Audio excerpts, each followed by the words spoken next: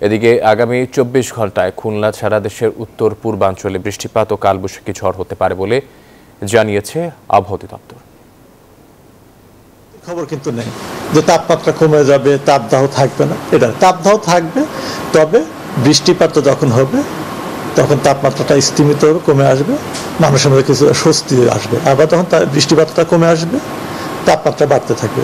এবং এটা কিন্তু আপনার এপ্রিল মে মাস এরকমই চলবে। কিন্তু আগামী 24 ঘন্টা দেশের উত্তর ঢাকা সহ উত্তর এবং উত্তর পূর্বাঞ্চলে বৃষ্টিপাতের সম্ভাবনা দেখা যাচ্ছে। এবং এই সময়ের বৃষ্টির যে বৈশিষ্ট্য, বৃষ্টিপাত হবে, সে সঙ্গে বজ্রবৃষ্টি হবে, শিলাবৃষ্টি হবে, এবং যে ঝড়টা হবে, যে কালবৈশাখী ঝড়ের সেই সঙ্গে সম্ভাবনা আছে। ধন্যবাদ আকাশ। কুষ্টিয়া অঞ্চল জুড়ে অর্থাৎ এই সবচেয়ে বেশি তাপমাত্রা কুষ্টিয়া অঞ্চলের চুয়াডাঙ্গায় কিন্তু আমরা গত কয়েকদিন ধরে লক্ষ্য করছি, এবং গতকালও এখানে 40.7 ডিগ্রি তাপমাত্রা রেকর্ড করা হয়েছে। আজও কুষ্টিয়ার তাপমাত্রা কিন্তু 40 পর্যন্ত আমরা পেয়েছি। এখন কোনো সময় যেটা 38 পর্যন্ত নেমে আসছে, তবে 40 ডিগ্রি এবং 40.1 ডিগ্রি তাপমাত্রা কিন্তু আমরা কুষ্টিয়াতে দেখেছি। এবং কুষ্টিয়ার আপনি যেটা বলছিলেন যে খেটে খাওয়া মানুষের চরম দুর্ভোগ, কুষ্টিয়ার এই অঞ্চল ধরে যে এবার তাপমাত্রা শুরুতেই বেশি হয়েছে সেটার কারণ কিন্তু বিশেষজ্ঞদের সঙ্গে আমি কথা বলেছি, তারা বলেছেন যে এই অঞ্চলে যে গঙ্গা কপোতাক্ষ সেচ প্রকল্প আছে, বাংলাদেশের বৃহত্তম সেচ প্রকল্প, সেটি এবার বন্ধ রয়েছে। এবং এর যে প্রায় 10,000 কিলোমিটার জুড়ে যে ক্যানেল ছিল, সেই ক্যানেলে জালের মতো পানির একটি প্রবাহ থাকতো, সেটি কিন্তু একেবারে নাই। এবার বন্ধ থাকার কারণে পাম্প নষ্ট এবং পদ্মার থেকে পানি কম আসার কারণে সেই জালের মতো পানির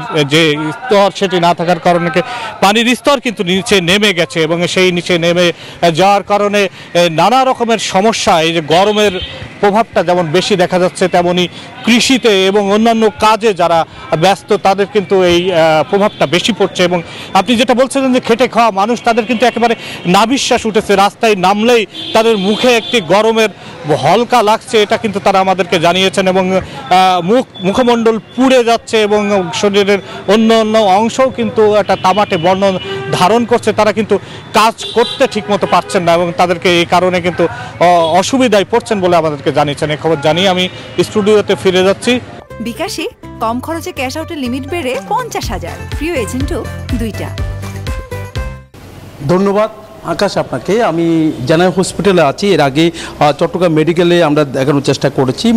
জানা হসপিটালে 2টো পর্যন্ত আসলে হসপিটালটি চলে। এখানে সকাল থেকে অনেক রুগী আমরা দেখেছি। এখানে বিভিন্ন রুগী বলতে যে গরমজনিত রোগ বলতে ডায়রিয়া রুগীর সংখ্যা কিন্তু অনেকটা বেড়েছে। এখানে যে হসপিটালটি আছে জানা হসপিটাল, সেখানে ঘুরে আমরা যেমনটা দেখেছি, সেখানে রুগীর সংখ্যা, ডায়রিয়া রুগীর সংখ্যা বেড়েছে, নিউমোনিয়া রুগীর সংখ্যা বেড়েছে। একই সাথে চিকিৎসক যারা আছে তারাও চেষ্টা চালিয়ে যাচ্ছে তাদেরকে সুস্থ করার জন্য। এখানে যারা রুগীরা এসেছেন তাদের কেউ প্রাথমিক চিকিৎসা নিয়ে তারা এখান থেকে যাচ্ছে। আবার দেখা যায় বেসরকারি যে হাসপাতালগুলো আছে, সবচেয়ে বেশি রুগী ভর্তি আছে মা ও শিশু হাসপাতাল, আর সরকারি হাসপাতালের মধ্যে সবচেয়ে বেশি রুগী ভর্তি আছে চট্টগ্রাম মেডিকেলে। সেখানে শিশুরা সবচেয়ে বেশি ভর্তি আছে বলে আমাদেরকে জানিয়েছেন।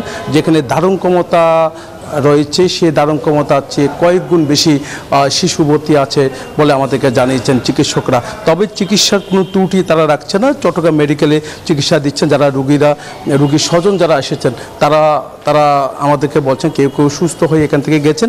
আবার চিকিৎসক যারা আছেন তারা বলছেন পরিবার পরিজন যদি একটু সচেতন থাকে তাহলে এই রোগ থেকে রেহাই পাওয়া সম্ভব বলে তারা জানিয়েছেন। এই ছিল আমার এখানকার সর্বশেষ। ফিরে যাচ্ছে স্টুডিওতে আকাশের কাছে।